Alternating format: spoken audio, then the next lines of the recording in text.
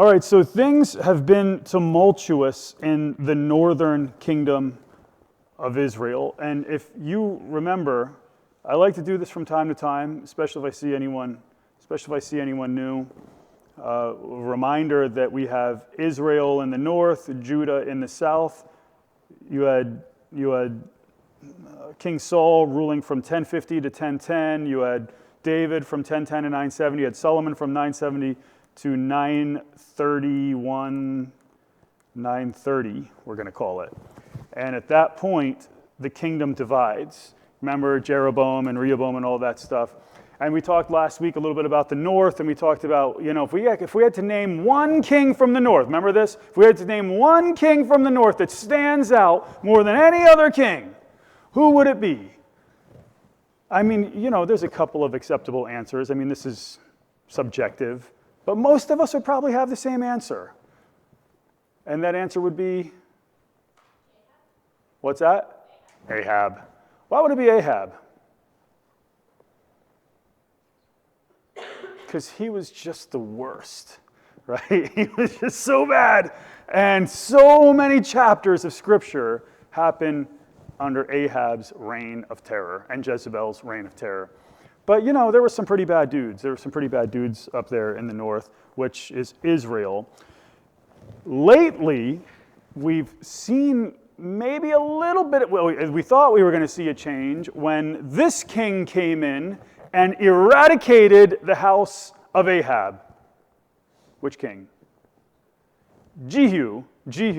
He wipes out Joram, the king of Israel. He wipes out Ahaziah, the king of Judah. He wipes out Jezebel. He wipes out the royal family. He basically eradicates the house of Ahab. He also eradicates the house of what? What's that? Who says Baal? Baal, yes. I think that's your first public answer.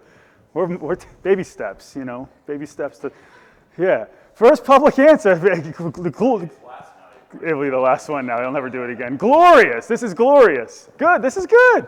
So Baal. He wipes out the house of Baal. He wipes out the house of Ahab. But what does he do next? Well, just when everything looks. I mean, he's savage. Don't get me wrong. He's going to be judged for his savagery. But things are starting to look okay. And then what comes into his life? What comes into Jehu's life?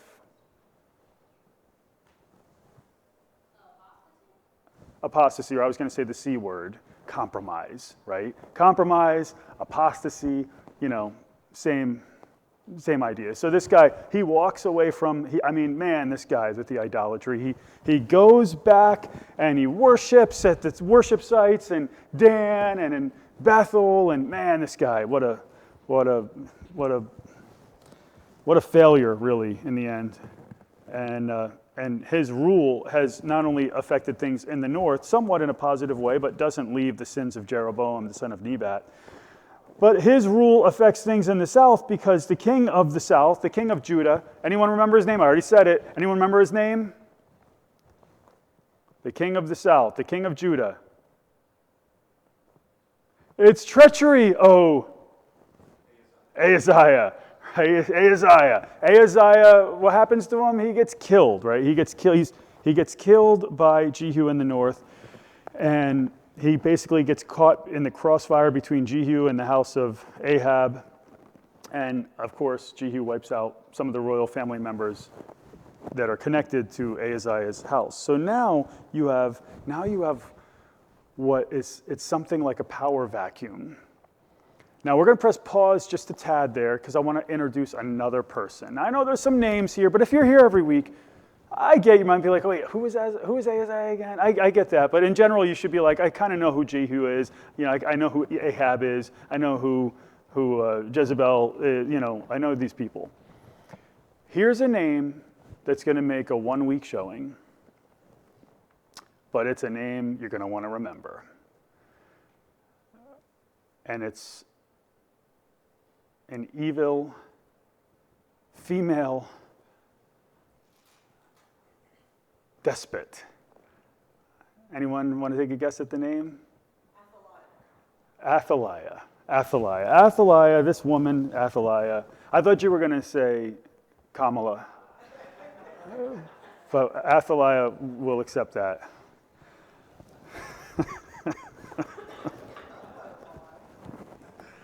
Athaliah is, I told Joe this morning, I said, I'm going to try it. I've been trying to stop it with the politics. I'm really trying.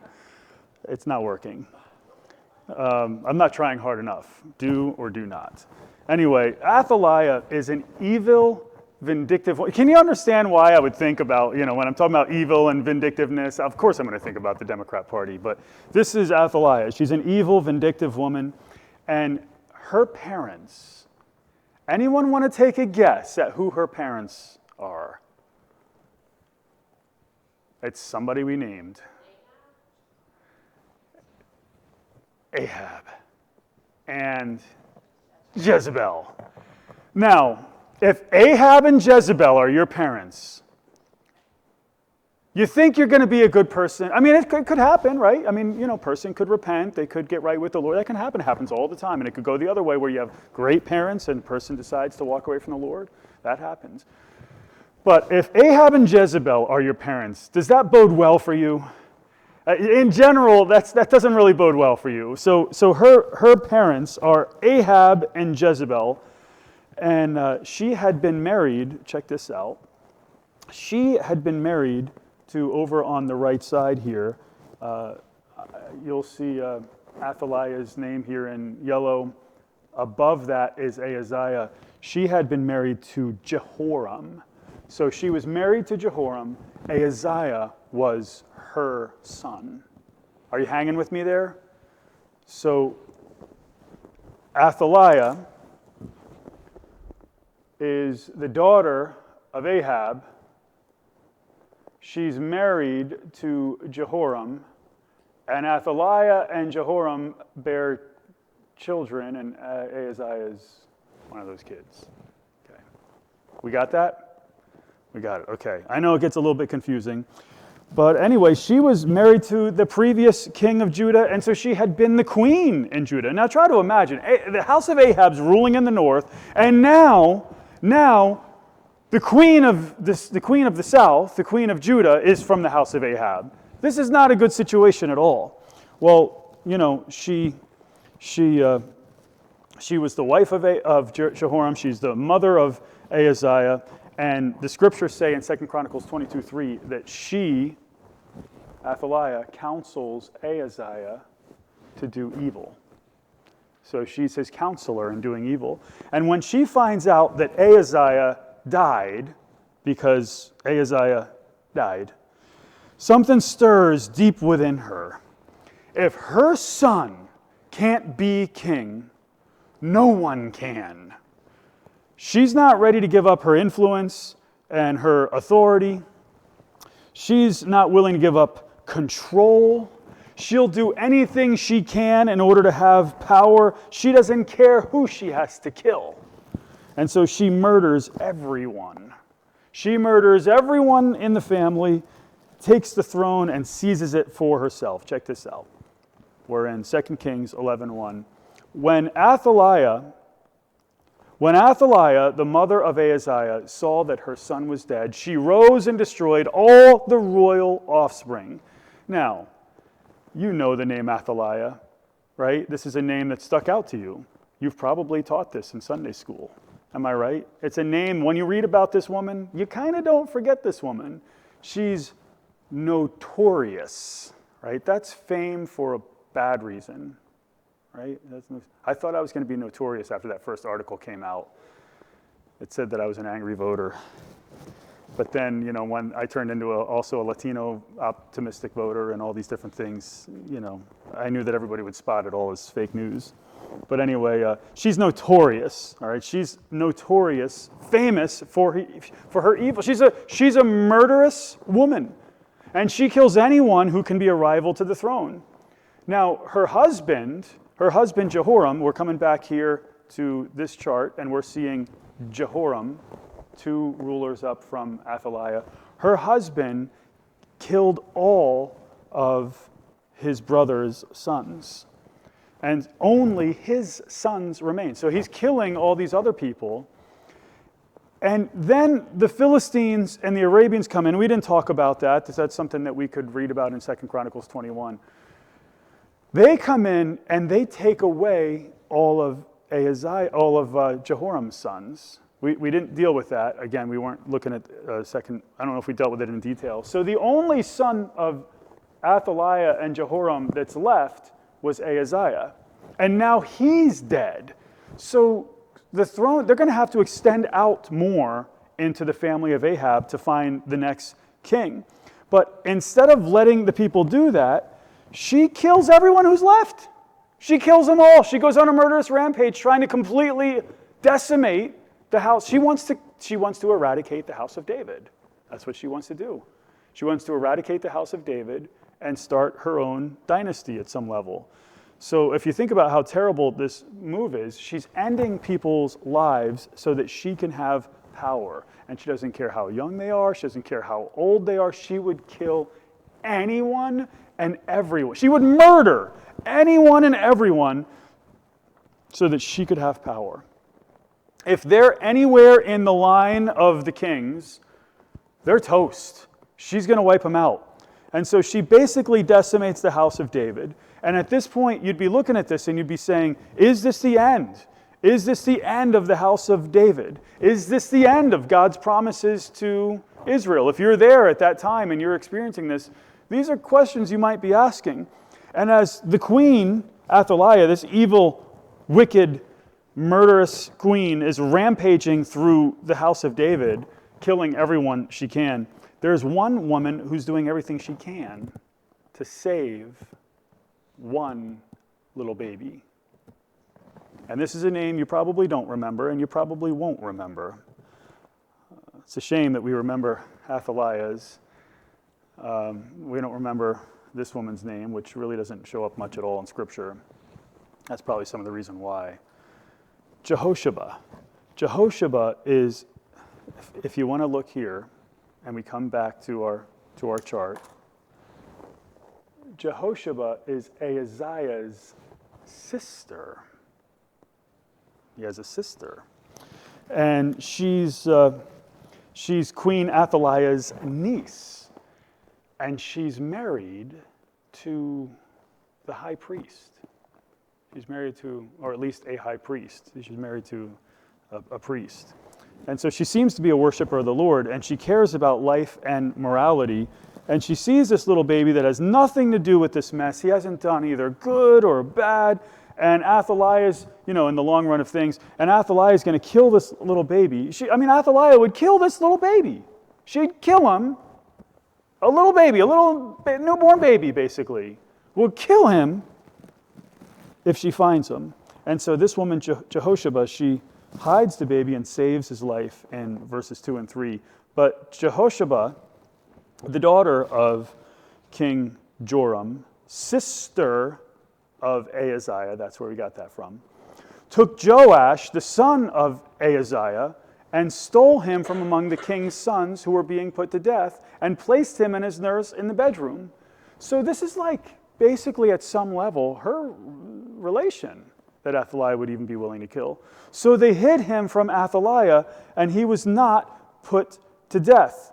So he was hidden with her in the house of the Lord 6 years, while Athaliah was reigning over the land.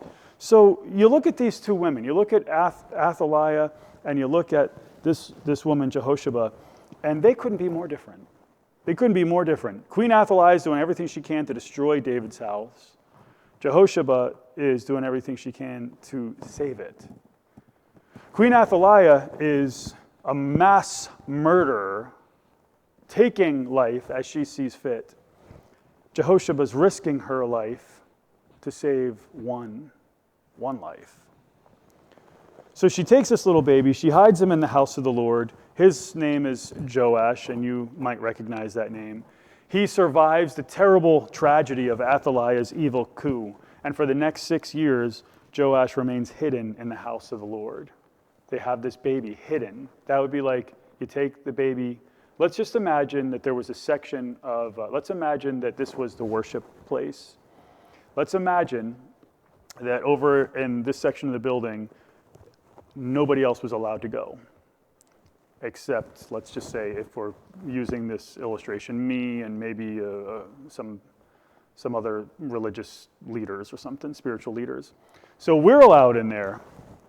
You're not allowed in there. That's kind of like what's going on with the temple situation. The people weren't allowed to go into the temple. So it was basically like a safe place to the queen can't go in there. She's not allowed to go into the temple and even worship. That's for the priests. So they take this baby and they hide. That would be like you're keeping that baby hidden. And it almost reminds me of like the Diaries of Anne Frank. Like you've got this Jewish girl who's being hidden so that the Germans don't come and take her. And if I remember, it's been many years, it's been decades since I've read it, but I want to say it just ended abruptly. And from what we understood, the Germans found her. That's what I'm understanding. And do I have that right? Anyone else? That's right? Yeah, good. That's from like my teenage years, so I'm not that old. But anyway, I can't remember what I did 2 days ago, but I can remember what I read 30 years ago. Figure that one out. So they have this little baby hidden, and it's a perfect hiding place from Athaliah, because would you expect Athaliah to go to the temple to worship the Lord? Would anyone expect this woman to be, she's not allowed in the first place, but would you even expect her on temple premises? Not really, unless she's adding idols and all types of places like that to the complex, which she probably is. Well, this is where the baby's hidden. And over this 6-year period, this 6 years of terror, this 6 years of Ahab's house ruling in Judah, the boy begins to grow. He's an orphan. He belongs to the house of the Lord. And it's eerily similar to what happened with Samuel, who grew up in the house of the Lord. Who in our church is about 6? Don't embarrass her. She's like, oh no. Don't nobody look at me. Wesley, how old are you? 8. What's that? Azariah? Is he 6? Nah. Whatevs. Let's go with a couple years younger than Wesley. I don't want to embarrass anyone who's 6 in the room. So, but if there was someone who in the room is 6, it would be about their age. That's about the situation right here. Well, after 6 years of terrible, 4 years of terrible leadership can really do a number on you. But after 6 years of terrible leadership, the high priest has had enough. Those were the dark times. But now it's time to restore the kingdom to the house of Judah.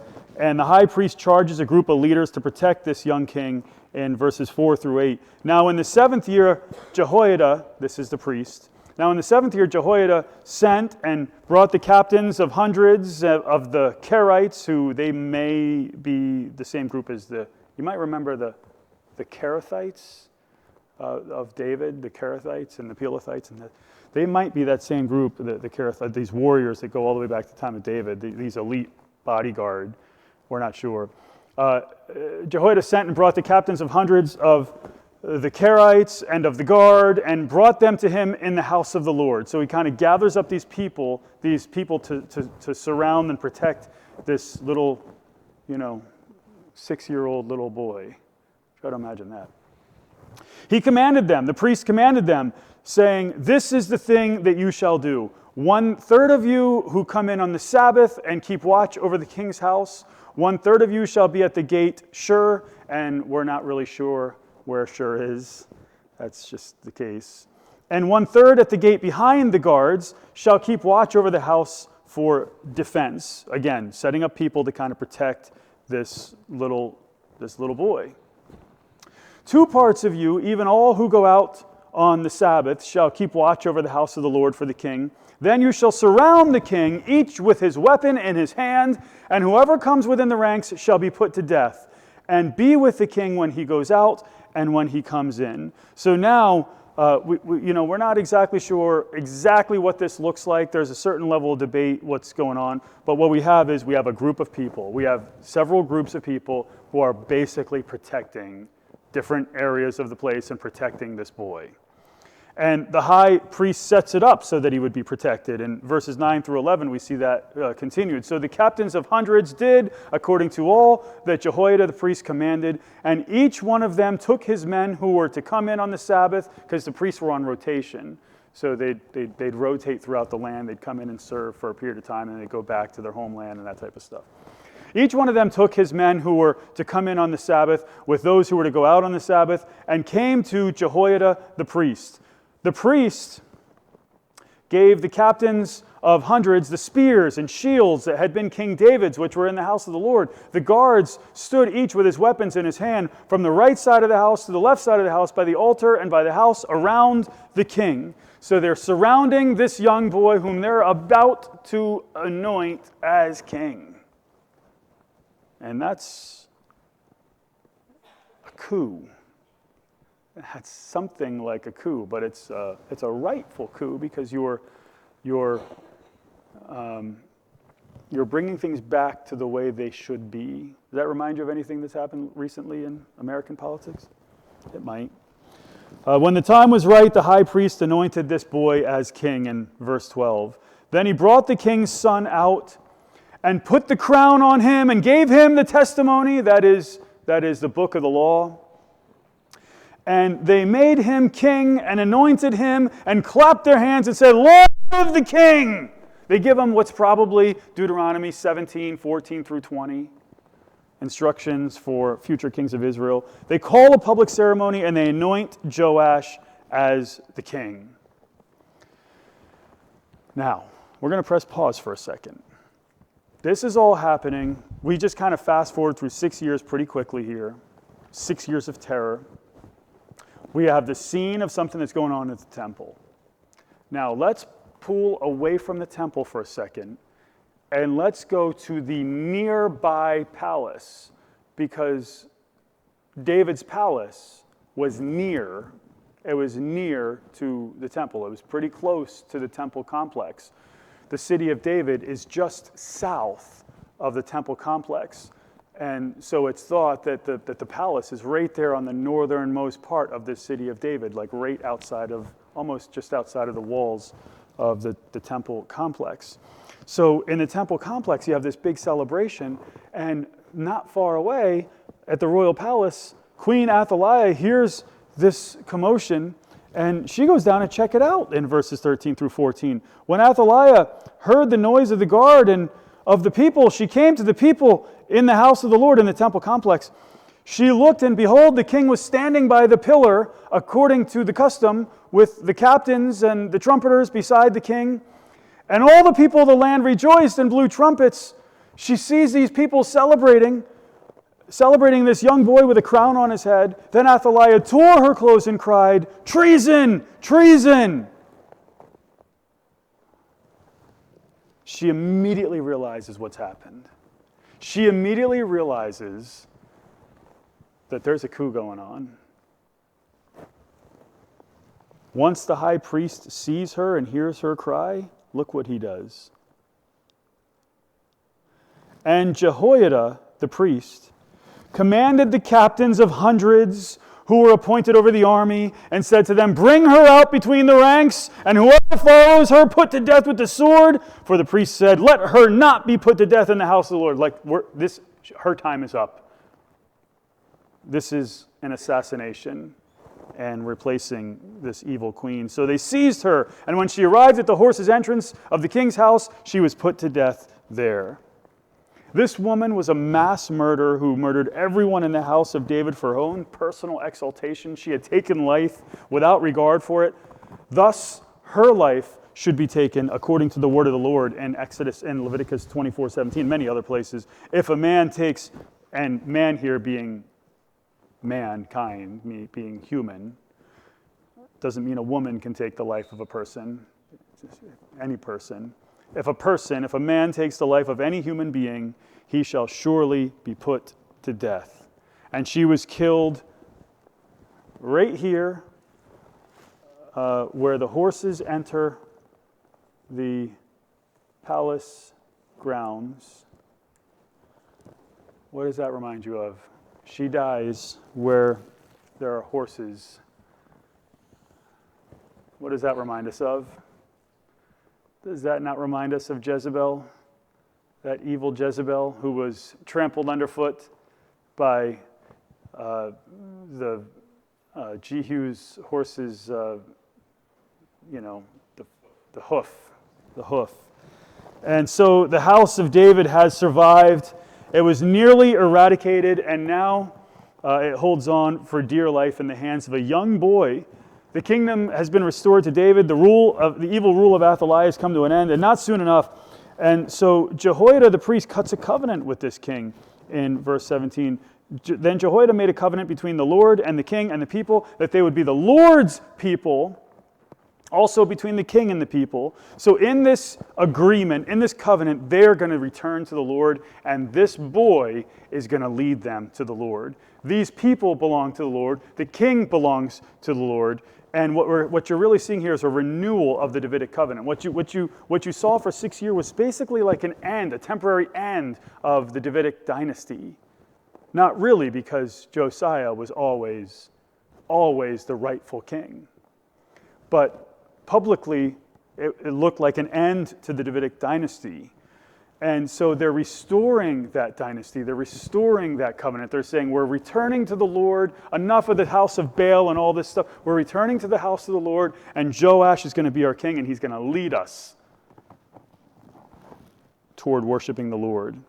And part of that covenant was destroying the evil, idolatrous house of Baal down in Judah, in Jerusalem. All the people of the land went to the house of Baal and tore it down. His altars and his images they broke in pieces thoroughly, and killed Mattan, the priest of Baal, before the altars, and the priest anointed officers over the house of the Lord. So you might remember, who does Ahab and Jezebel worship? Baal and Asherah. Baal and Asherah. So if Athaliah is their daughter, and she is implementing worship into the southern kingdom of Judah, what do you think she's implementing into the southern kingdom of Judah? Baalism. And here you have the temple of Baal. It's obvious that the temple of Baal is here. This high priest is not going to allow Baal. Now, by the way, is Josiah doing this? Sorry. Yeah, Josiah is much later, 640 to 609. And here Joash is, 100 and almost 200 years before that. Sorry about that. But Joash and Josiah sound the same. I almost said it again. Is Joash, I sound like Joe Biden in that first debate. Is Joash doing this stuff? Who's doing this stuff? Who's leading the people back to the Lord? Jehoiada is, the religious leader is, the high priest is. And he's instituting this king who he's going to help, who the religious leaders are going to train up in the way he should go, in the hopes that he also would be a worshiper of the Lord. So they've been training this little boy up, even at 6, to be the next king and to be a worshiper of the Lord and not Baal. And the people of the land agree they've had enough, just like we had enough. Just like last week, America had enough. We've had enough for a while. We've had enough of this malarkey for a while. The people of Israel had had enough. 6 years of this evil woman ruling. And they put her to death, and they destroyed the house of Baal, and they put the high priest of Baal to death, as it is written in the word of the Lord. The new king is thus established on his throne in verse 19. He took captains of hundreds, and the Kerites, and the guards, and all the people of the land, and they brought the king down from the house of the Lord, and came by way of the gate of the guards to the king's house, to the royal palace, and he sat on the throne of the kings. He is now the king at his age. That's you don't want to say a puppet king, but how does a boy that young, He's being trained how to be a king while he's technically the king. And there's great joy in Judah. So all the people of the land rejoiced, and the city was quiet, for they had put Athaliah to death with the sword at the king's house. Jehoash was 7 years old when he became king. And so the house of Ahab has been removed from leadership in the north, and now the last remnants have been removed from the south. The queen is dead, Balaam is destroyed, Baalism's destroyed, and the people of the land finally have peace. And what you have right now in the southern kingdom of Judah is a powerful duo of leaders.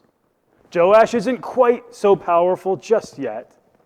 He's turned 7 now after that 6-year period of time. So he isn't quite so powerful at the moment, but what you have is you have a religious leader who is willing to risk his life for what's right. Jehoiada is willing to do whatever it takes for the Lord. And you have a young king who's been raised by the high priest, who's being taught to do the same thing. That's a good combo. What will come of it? We'll see in the coming weeks. But for now, what we've seen in this passage is really a tale of 2 stories. It's really, you really could have 2 sermons out of this if you really wanted to. But you see the work of Satan in the land of Judah. Where do we see the work of Satan in this passage? Athaliah. All right, we know that Satan has his hands all over the political realm. Here he works through an evil woman from Ahab's house. Jezebel was a murderous woman who met her fate, and Athaliah is much the same. Evil people, by the way, can do a lot of damage. They can do a lot, especially when you put an evil person in charge in government, and they will wreak havoc. That's why this election was so important. It's true in any type of organization. It's true in youth sports even, when angry bullies become coaches. You put an evil person in charge of kids and watch him. And watch, reminds me of a guy who's cursing and screaming as he's coaching young kids and throwing stuff. That's evil. That's evil. That's evil, evil stuff. I don't care how you put it, that's evil stuff. It's true in churches when unqualified men grab leadership. Does that happen? I was just on the internet machine, I think last night, and I saw, who was the Kenneth Copeland? I saw the Kenneth Copeland interview again, and you just saw evil in his face as he's like justifying how many private jets he owned. You put a guy like that in charge, and just evil person who can do a lot of damage. It's true in schools. When you put evil people in charge in schools and start teaching kids the stuff that the liberals have wanted to teach our kids. When Mr. Rogers knew decades ago, what was the song? Boys are boys from the beginning. Girls are girls right from the start. Yes, sir. And he's singing that song. It was common sense. It's like, of course we would think that. Not anymore. Mr. Rogers would be canceled today. Mr. Rogers would be a racist and a bigot and all that stuff. He would be. Evil people can do a lot of damage in politics. Just look at Hitler, Mussolini, Saddam Hussein, as George H.W. Bush used to call him, Saddam. And I got to tell you, we dodged a bullet. We dodged a bullet because Harris's policies were evil. Evil. This wasn't neutral. It wasn't like we disagreed with it. It was evil. They were evil policies, and we dodged a bullet. Man, we dodged a bullet. Who's excited about that? I'm still psyched about it. I'm still celebrating. It's like we won the Super Bowl. But just as true as the fact that evil people can cause so much damage when they get authority, just as true as that is how much good godly people can do in leadership.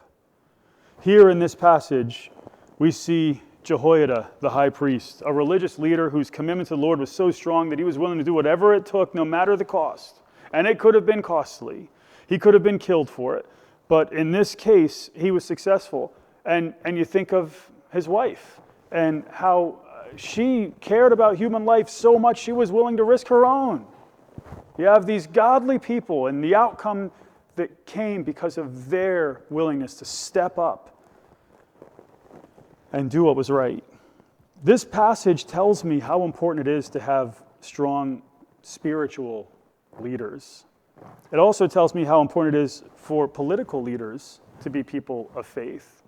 Now, is Trump a man of faith? I mean, he's something like it, but I mean, do we think Trump is like this glorious, religious, powerful man of God? I don't think any of us is going to look at that and say that.